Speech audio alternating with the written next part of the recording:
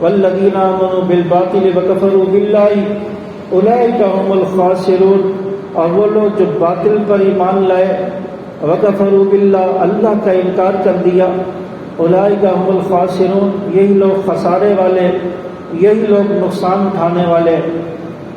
باطل کی طرفداری کرنا، اللہ کا انکار کر دینا، باطل کی طرف اپنے آپ، بظاہر تو مسلمان ہیں، اپنے آپ کو مسلمان کہتے ہیں، لیکن دل ان کے کفار کے ساتھ ملے ہوئے، مسلمان ہو کر بھی کفار کے اعلی کار بن کر مسلمانوں کے خلاف سازشیں کر رہے ہیں، مسلمانوں کو نقصان پہنچا رہے ہیں۔ ایسے لوگ دنیا میں موجود ہیں، پھر ان کا نقصان بھی ہوا، پھر خسارہ بھی ہوا، دنیا میں ذلت اور رسوائی بھی ان کا مقدر بنی۔ آج دیکھیں بہت سارے لوگ ایسے ہیں کہ جو ہیں مسلمان لیکن حمایت وہ کفار کی کرتے ہیں۔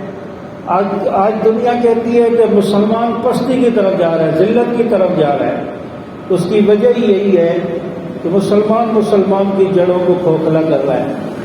مسلمان جو ہے یہود و نصارہ کا اعلی کار بن چکا ہے، 2 ٹکوں کی خاطر، ڈالروں کی خاطر اپنا ایمان کا سودا کر جاتا ہے، چند پیسوں کی خاطر اپنے ایمان کو بیچ دیتا ہے، اور پھر مسلمانوں کے خلاف سازشیں کرتا ہے، مسلمانوں کا نام لے کر، اسلام کا نام لے کر مسلمانوں کے خلاف بس بیکار ہیں، کفار کا اعلی کار ہے۔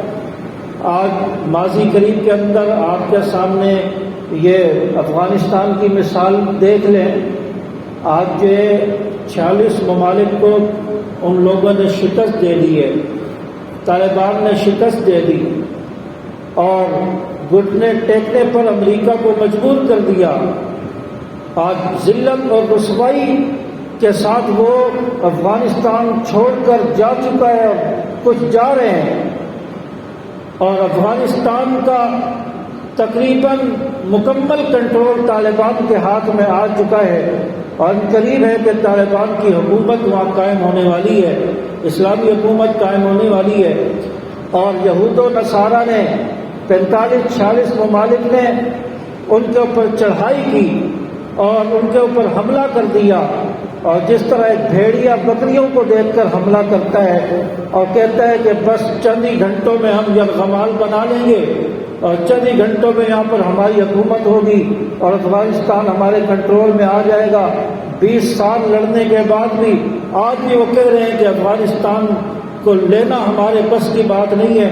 آج وہ شکست تسلیم کر کے وہاں سے جا رہا ہے، اور پھر یہود و نصارہ کا ساتھ ہمارے مسلمانوں نے بھی دیا، مسلم حکمرانوں نے بھی دیا۔ اس وقت کا جو پاکستان کا جو صدر تھا، اس وقت پرویز مشرف تھا، اس نے کتنا امریکہ کا ساتھ دیا ہے۔ پاکستان کے ہوائی اڈے امریکہ کے حوالے کیے، یہاں سے جہاز اڑ کر جاتے تھے، وہاں بم گراتے تھے، بمباریاں کرتے تھے، اور پھر کتنے لوگوں کو ڈالر لے کر بیچ دیا گیا۔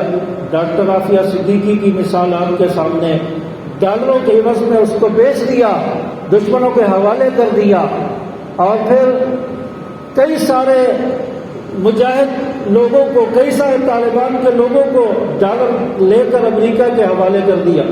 آج جو افغانستان کے اور امریکہ کے جو مذاکرات ہو رہے ہیں دوحہ کے اندر، قطر کے اندر، اس کمیٹی میں ایک جو ان کے رکن ہیں ملا عبدالسلام ظہیر، یہ اس وقت پاکستان میں افغانستان کے سفیر تھے۔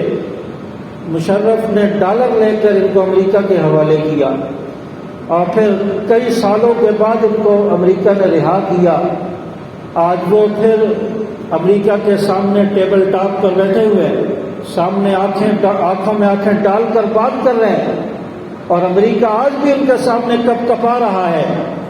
اور یہ اللہ تعالیٰ حالات کو پھیرتا ہے، اور جنہوں نے اس وقت چڑھائی کی اور کفار کا ساتھ دیا، آج ان کا حشر دیکھا ہے۔ وہاں پر لندن کے دبئی کے اسپتال میں مشرف ایڑیاں رگڑ رہا ہے، وہ خود اٹھ کر بیٹھ نہیں سکتا، کچھ کھا نہیں سکتا، چل نہیں سکتا، پھر نہیں سکتا۔ آج وہ ایڑیاں رگڑ رہا ہے کہ آج میری موت آ جائے، آج میری موت آ جائے۔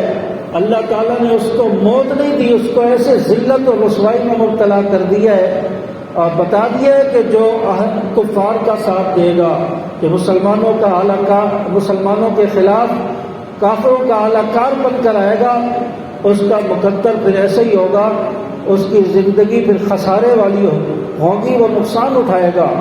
تو اس لیے فرمایا کہ جو اہل ایمان باطل کا ساتھ دے کر باطل کی طرفداری کر کے آئیں گے اور اللہ کا انکار کر دیں گے، فرمایا کہ یہ لوگ خسارہ اٹھانے والے ہوں گے۔